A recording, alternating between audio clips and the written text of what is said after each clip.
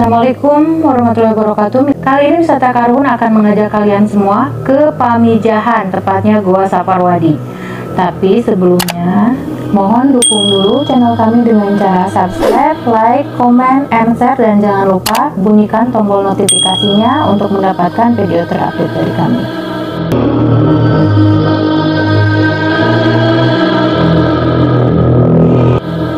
Menguak misteri Gua Saparwadi. Nama Saparwadi berasal dari bahasa Arab, yaitu safar yang berarti jalan dan wadi yang berarti lembah atau jurang. Jadi Saparwadi adalah jalan yang berada di atas jurang, sesuai dengan letaknya di antara dua bukit di pinggir kali.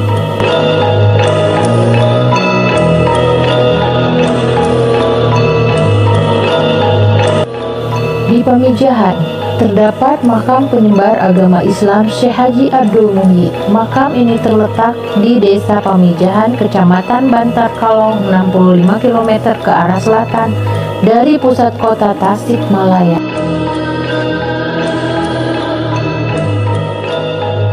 Menjelang bulan puasa dan bulan Maulud, objek wisata ziarah ini ramai dikunjungi tiap tahun. Tak kurang dari 500.000 orang berkunjung ke komplek pemakaman tersebut.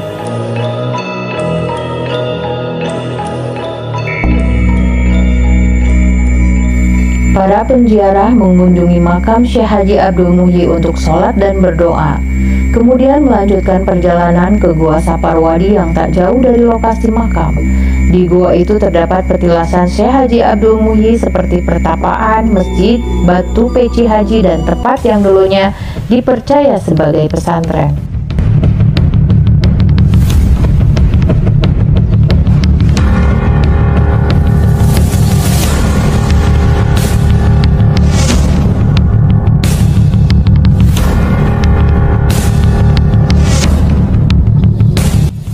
Siapakah Syekh Haji Abdul Muhyi? Syekh Haji Abdul Muhyi tokoh ulama yang lahir di Mataram tahun 1650. Ini adalah tokoh agama yang diziarahi di Pamijahan.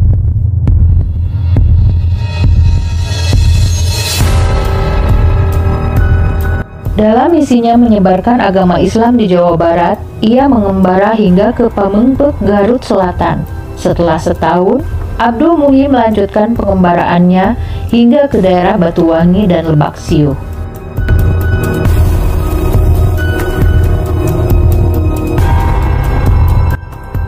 Setelah 4 tahun menetap di Lebak Siuh, ia bermukim di dalam gua, sekarang dikenal sebagai Gua Saparwadi, untuk mendalami ilmu agama dan mendidik para santrinya. Bersama para santrinya, Abdul Muhyi menyebarkan agama Islam di Kampung Bojong, sekitar 6 km dari gua yang sekarang tempat itu lebih dikenal sebagai Kampung Bengkok.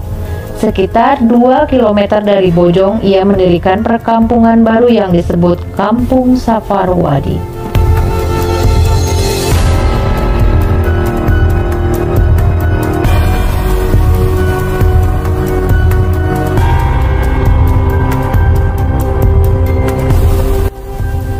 Gua Saparwadi merupakan salah satu tujuan utama penziarah yang berkunjung ke Pamijahan. Panjang lorong gua sekitar 284 meter dan lebar 24,5 meter. Penziarah bisa menyusuri gua dalam waktu 2 jam.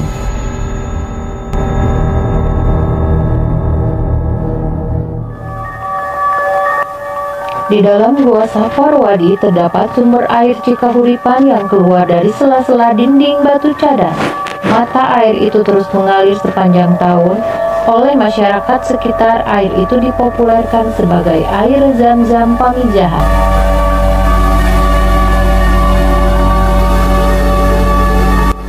Menjelang bulan Ramadan atau bulan Maulud, para penziarah di Pamijahan tak lupa membawa botol air kemasan, bahkan jerigen, untuk menampung air Zam-Zam tersebut. Dengan minum air itu, badan diyakini tetap sehat selama menjalankan ibadah puasa. Inilah lokasi pabeasan di Gua Saparwadi.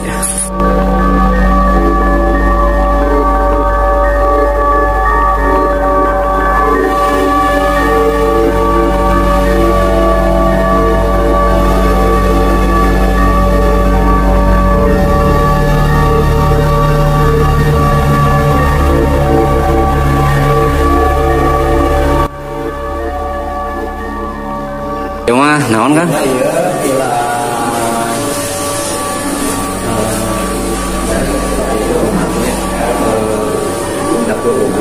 Oh, mohon. Inilah petilasan dapur umumnya para eyang ya. Assalamualaikum, sampurasun, la ilaha illallah.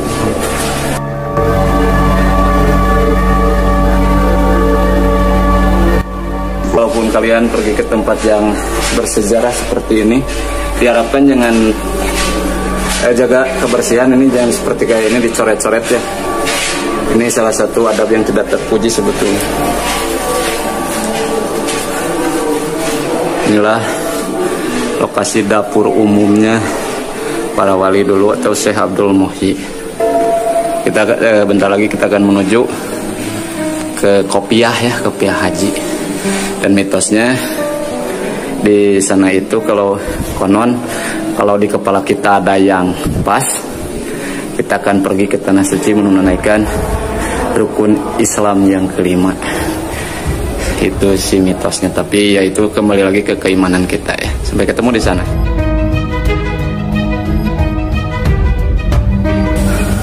Kita lagi siap-siap mengantri di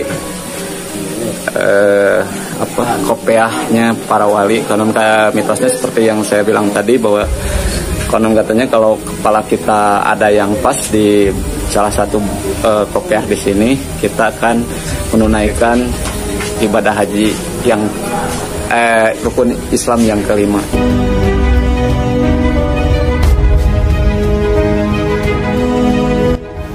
Salah satu bagian gua yang paling sering dikunjungi adalah hamparan cadas berukuran sekitar 12 meter kali 8 meter yang disebut sebagai lapangan Baitullah.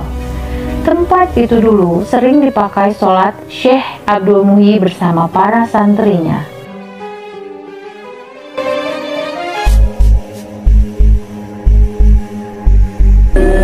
Inilah lokasi pangtapaan atau tempat bertapa di zaman Syekh Abdul Muhyi.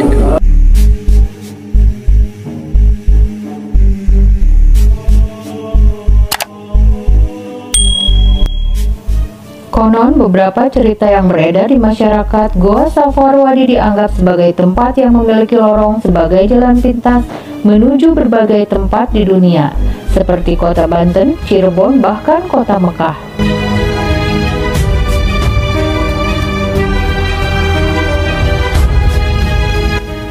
Lorong goa ini yang dipercaya menjadi jalan pintas menuju kota Mekah.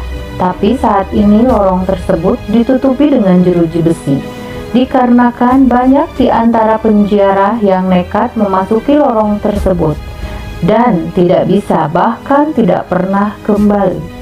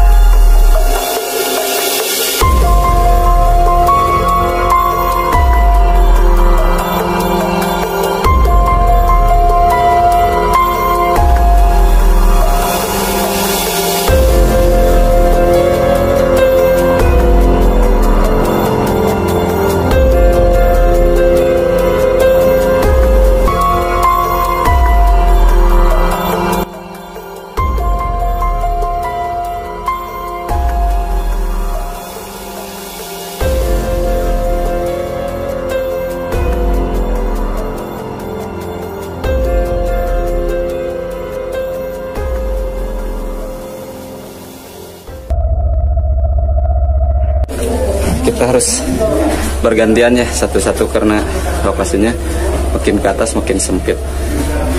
Inilah terowongan yang disinyalir dulu petilasan yang Syekh Abdul Muhyi menuju ke Banten, itu melalui lewat sini. Kita lihat sebentar ya.